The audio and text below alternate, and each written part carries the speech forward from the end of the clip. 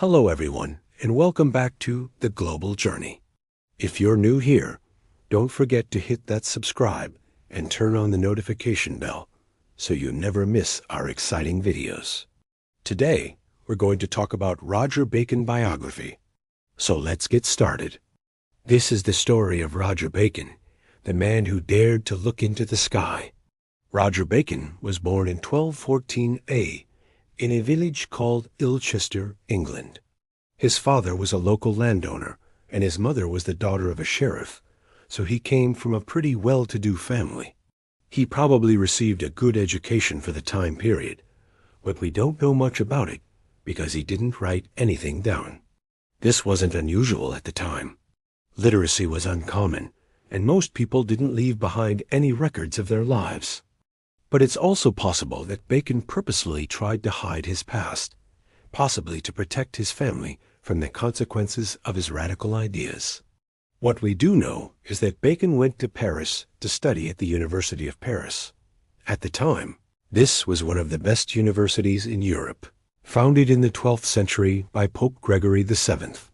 The curriculum was largely based on theology, but it also covered subjects like philosophy, law, and medicine. However, after finishing his studies, Bacon didn't pursue any of these traditional careers.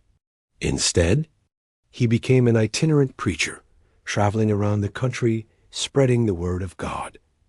But something happened during his travels that changed his life forever. We don't know what this was exactly, but it might have been a religious vision or an experience with a holy figure. Whatever it was, it inspired him to write down his thoughts on theology and philosophy.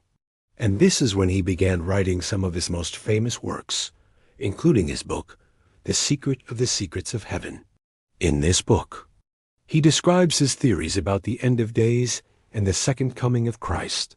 He believed that the world would end with a great battle between good and evil, and that only the pure of heart would survive. This might sound crazy, but it was actually pretty popular at the time. Many Christians believed that the world was ending, and there were even rumors of an imminent apocalypse. In fact, there had just been a failed prophecy of the apocalypse in 1293, which predicted that Jesus would return to earth on July. So when Bacon wrote about the end of days, he was tapping into a cultural zeitgeist. But he didn't just repeat common beliefs. Instead, he added his own unique twist. He believed that the Antichrist would be a false prophet who would deceive the world into thinking he was Jesus. He also said that the devil would appear in the form of a dragon and that the righteous would flee into the mountains for safety. These ideas were considered heretical and dangerous by the church, and Bacon was forced to recant his beliefs. But this didn't stop him from continuing to preach his theories. He traveled all over Europe, including to Germany, Spain, and Italy, where he met with popes and kings. He even met with Pope Innocent IV in 1253 and asked him to start an official investigation into the failed prophecy of 1293. But the Pope refused, saying that it was too busy. Bacon was devastated, but he continued to preach his message until he died in 1294. It's not known exactly how he died, but it's believed that he may have been executed for heresy. His body was never recovered, and so it's also unknown where he's buried. But his ideas lived on, and they inspired the works of later writers like William Blake and Dante Alighieri. But Bacon wasn't just a religious thinker. He was also a scientist and philosopher. He was one of the first people to use the scientific method, and he made important contributions to optics, astronomy, and alchemy. He's often called the father of modern science, but he was also interested in more mystical subjects like astrology and alchemy. Bacon was born in the Middle Ages, but he lived in a time of great intellectual ferment. The Islamic Golden Age had just ended, and many of its scholars were fleeing to Europe. There, they shared their knowledge with European scholars, and this led to a flowering of intellectual activity. Bacon was influenced by Islamic thought, and he incorporated it into his own work. He studied Arabic texts on optics and astronomy, and he translated them into Latin for a wider audience. But Bacon wasn't just a scholar. He was also a man of action. He joined the Franciscan order, and he traveled all over Europe to see the Pope and other important figures. He wanted to reform the Church, and he believed that his scientific ideas could help him do this. For example, he believed that his theory of the composition of light could prove that the Bible was true.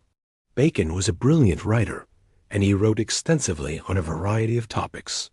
His most famous work is his Opus Majus, or greater work. This is a massive encyclopedia that covers everything from theology to optics to alchemy. It's written in Latin, and it was published in 1267. Bacon hoped that the Pope would read it and be converted to his way of thinking. But this didn't happen. The Opus Majus was actually banned by the Church, and Bacon was forced to write a smaller version of it. But Bacon didn't give up. He continued to write and experiment, and he eventually published a total of 12 books. One of his most interesting works is his book on optics. In it, he describes his experiments with lenses and prisms, and he explains how they can be used to magnify objects and create rainbows. He also discusses the nature of light and color, and he proposes a theory to explain how the eye works. This was groundbreaking work, and it laid the foundation for modern optics. Bacon also made important contributions to astronomy. He observed the planets and stars, and he developed a theory to explain their movements. He was also one of the first people to use a telescope, and he made some of the earliest recorded observations of the Moon and Mars.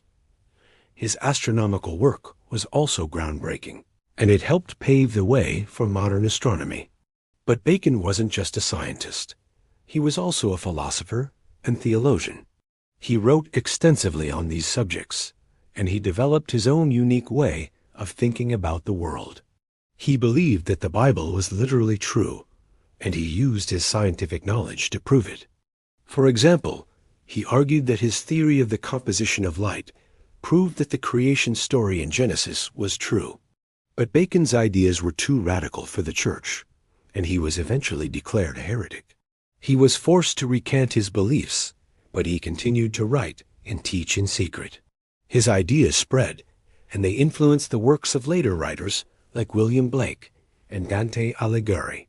Bacon was a man ahead of his time, and he wasn't understood by his contemporaries. But today he's recognized as one of the most important thinkers of the Middle Ages. He was a brilliant scientist, philosopher, and theologian, and he made important contributions to our understanding of the world. He's often called the father of modern science, and his work laid the foundation for many of the scientific discoveries that were made in the centuries that followed. But Bacon wasn't just a scientist. He was also a man of deep faith. He believed that God was the ultimate source of all knowledge, and he used his scientific methods to try to understand God's creation. He was a pioneer in the field of natural theology, and his work paved the way for later thinkers like Isaac Newton. In conclusion, Roger Bacon was a truly remarkable man. He was a scientist, philosopher, theologian, and visionary who dared to think outside the box. He was a man of deep faith who used his scientific knowledge to try to understand God's creation. He was a pioneer in the field of natural theology, and his work paved the way for later thinkers like Isaac Newton. Bacon's ideas were too radical for his time, but today he's recognized as one of the most important thinkers of the Middle Ages. But Bacon's story doesn't end here. His ideas and work continued to influence people for centuries to come.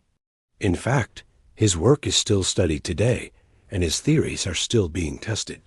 Bacon was a man who dared to ask questions and to challenge the status quo. He was a man who dared to look up at the stars and to wonder about the mysteries of the universe. And in doing so, he changed the world forever. Thank you for watching. If you enjoyed the video, please subscribe and like the video. Thank you for watching.